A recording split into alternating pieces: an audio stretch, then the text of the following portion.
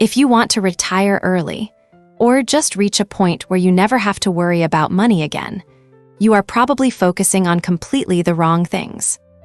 You are probably stressing over things like, should I consolidate my old pensions? Or, how do I optimize my portfolio to save 0.1% on fees? Or, what is the absolute best tax-saving hack this year? And look, I get it. The internet is loud. Every single week, there is a new threat about tax laws changing, or a new crypto coin you just have to buy, or some influencer yelling at you about complex dividend yields. It is exhausting. But as a financial expert, I see people doing this all the time.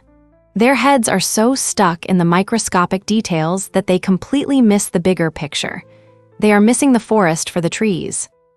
Because if you actually zoom out and simplify what it takes to achieve financial independence, you will see that there is really only one metric you should be focusing on above everything else. The math is unbelievably simple. It is actually obvious once you see it. But so many people get caught up in the shiny objects that they do not give this the attention it deserves. So today, we are going to strip away all the noise. We are going to distill the pursuit of financial independence down to its absolute simplest form. I am going to give you that 30,000-foot view, so you can clearly see what actually moves the needle and how even tiny lifestyle changes can shave literally decades off your working life. This entire concept strips back all the complex financial jargon, all the market noise, and gives you one single, actionable thing to focus on. So, what is financial independence, really? Simply put, it is the exact moment when you have built up enough assets that those assets can comfortably pay for your life forever. It means you work because you want to, not because you have to. And if we zoom all the way out, how long it takes you to reach this magical point is primarily dependent on just one factor: your savings rate. Specifically, your savings rate as a percentage of your take-home pay. Let us break that down. Your take-home pay is the money hitting your bank account after taxes, plus any money you are contributing to a workplace retirement account. Because, realistically, that is still your money. So, out of all that money, how much are you saving and investing? The rest, by default, is your expenditure, your lifestyle cost.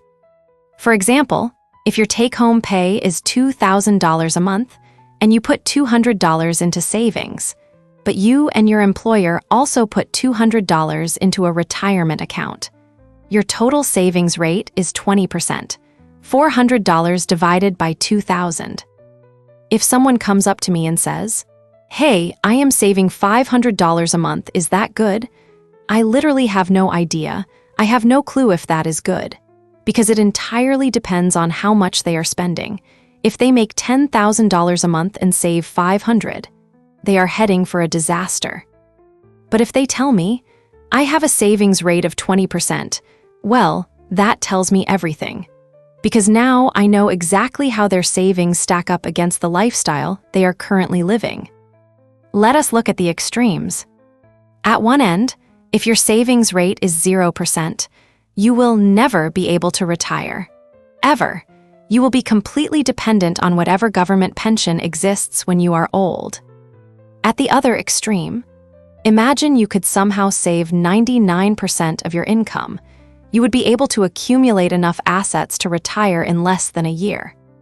Now, obviously, those are extremes, but what happens in the middle, in the real world, is fascinating. When you start investing your savings, with a little bit of patience, your money grows. At first, it feels painfully slow.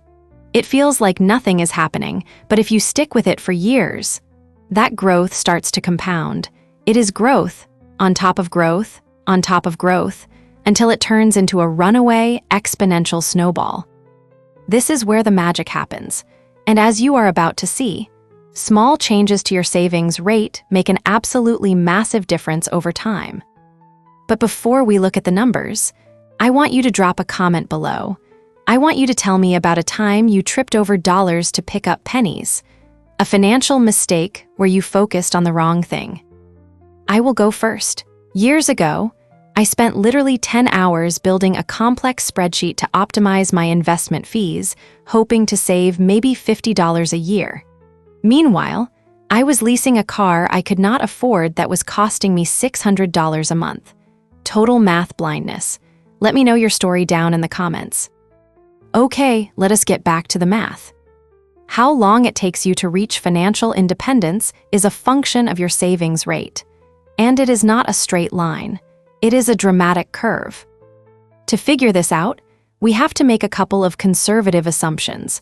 Let us assume your investments get a 5% return every year, after we account for inflation. Honestly, historically, the S&P 500 has done a bit better than that, closer to 6 or 7% after inflation, but we want to play it safe. Invest like an optimist, but plan like a pessimist. And second, we need to define what ready to retire actually means. We are going to use the classic 4% rule. This rule suggests that if you have 25 times your annual expenses saved up and invested, you can safely withdraw 4% of your portfolio every single year, adjust it for inflation, and you should never run out of money.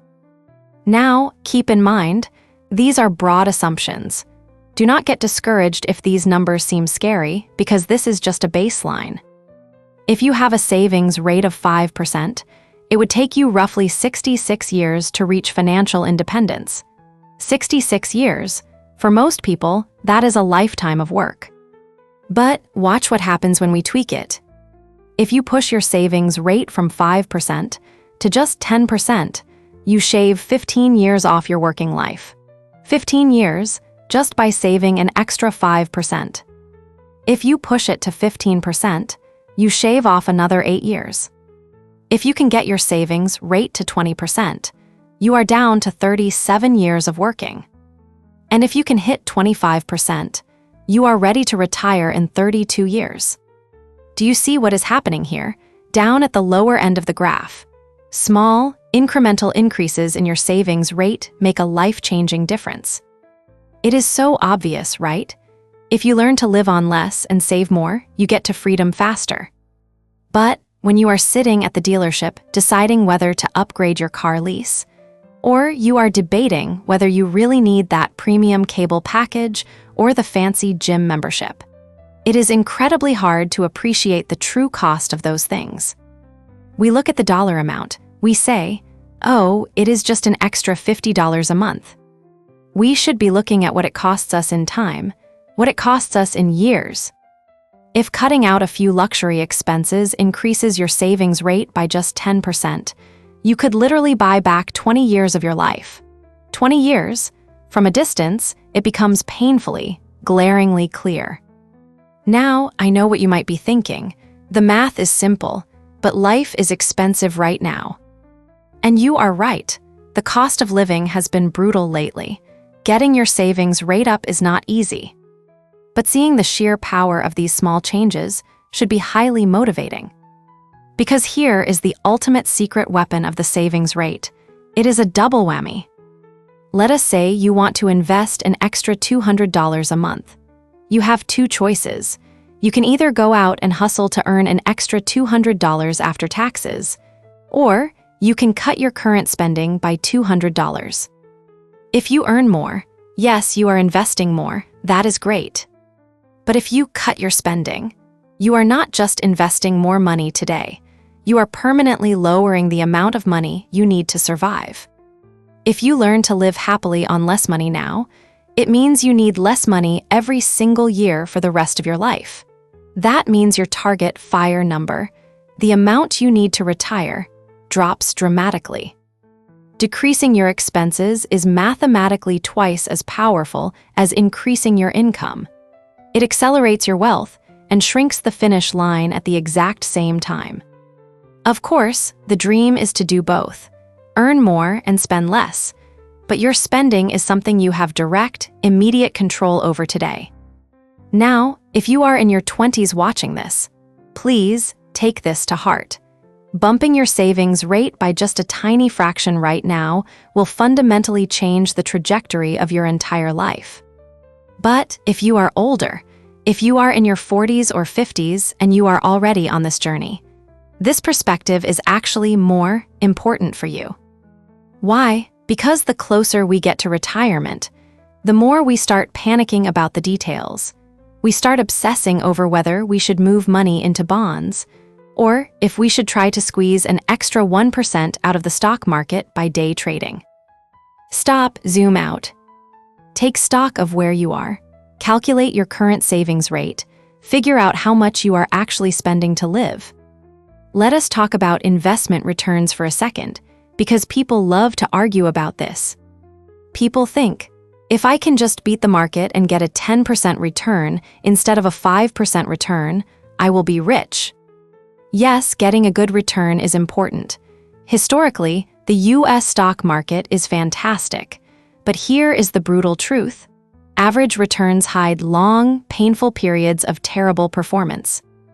You do not know what the market is going to do next year or the year after that. If you try to chase higher returns, you have to take on massively more risk.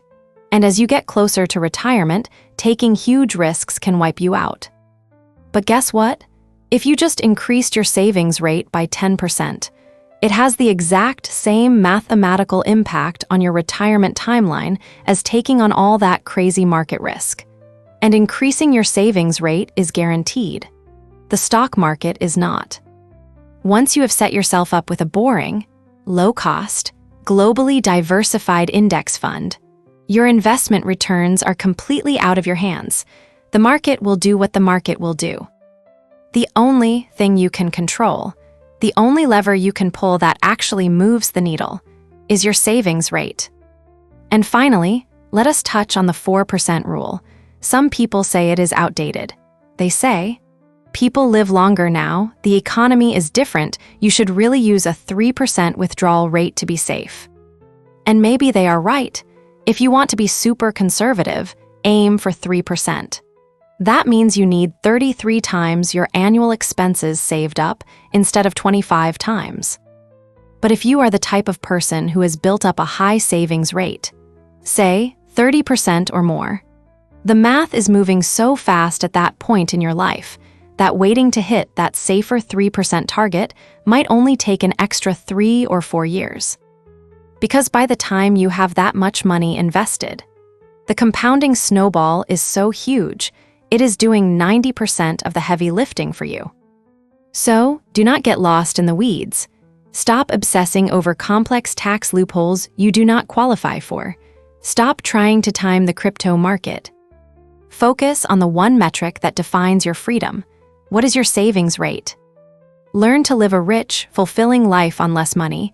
Invest the difference consistently. Let time do the rest. It is not always easy, but the math is undeniable. Your freedom is entirely in your hands.